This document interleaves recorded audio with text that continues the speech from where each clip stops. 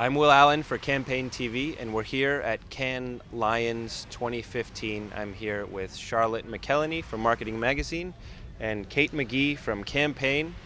And we're sort of getting towards the end of the last week here in Cannes, and we've seen a lot of themes emerging so far. Creativity is one, which seems like it should be an obvious one, seeing as we're at Cannes Lions.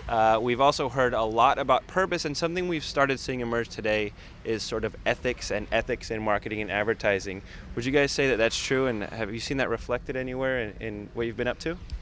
Yes, I went to a really interesting debate that was hosted by Ogilvy, and it was discussing whether if you put pictures of yourself or things about your life on the internet, whether you should then be prepared to face the consequences of that. And there was a kind of really strong debate kind of going on, but the person that really stole the show for me was a lady called Emma Holten, and she's a Danish kind of writer who was a victim of revenge porn. So her ex-boyfriend posted naked pictures of herself online. It went viral, and she got lots of online abuse, sort of misogynistic abuse. So she, in order to kind of take control of that, she commissioned naked pictures of herself and then put them up online to take control of that. And I think she just spoke really eloquently about the issues that are involved in this. And one of the points that she made that I thought was really interesting was that it's not, you're treated differently online. So everyone talks about the internet as being kind of democracy and everyone's allowed an equal voice, but actually that's not the case, because she's a young woman, and that is meaning that she's, well, you know, the naked pictures of her are going much further. She's getting kind of sexist abuse, and so it's just quite an interesting issue that actually it's no one's treated equally on the internet. And how about you, Charlotte?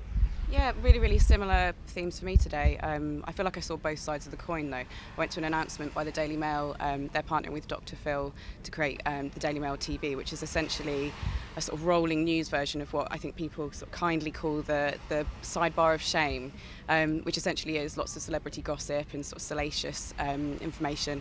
And then I went to the Monica Lewinsky talk, and she talked about the stuff that she went through, and she calls herself like the first victim of this sort of cyberbullying and online shame. I think she calls herself Patient Zero. It happened in 1998, and she was essentially calling for the industry to sort of stop this and stop sort of profiting from shame, essentially. So I saw both sides of it today, and it's definitely a thing that's been running throughout the whole week, I think. Now, is this the industry sort of trying to give itself a pat on the back and maybe get out ahead of this emerging issue, or is this actually reflected in sort of consumer behavior? Well, I think it's an issue that sort of brands and certainly media platforms are thinking about now, but it's also a consumer issue as well. So Edelman released this big piece of research recently, or this week, and the really interesting statistic to come from out of it was that 87% of consumers won't buy new products because they're concerned about their impact on privacy and security. And I just think that's a really kind of striking statistic that brands need to kind of take into consideration. Yeah, they certainly do. Well, cheers. From us in Cannes, this is Campaign TV.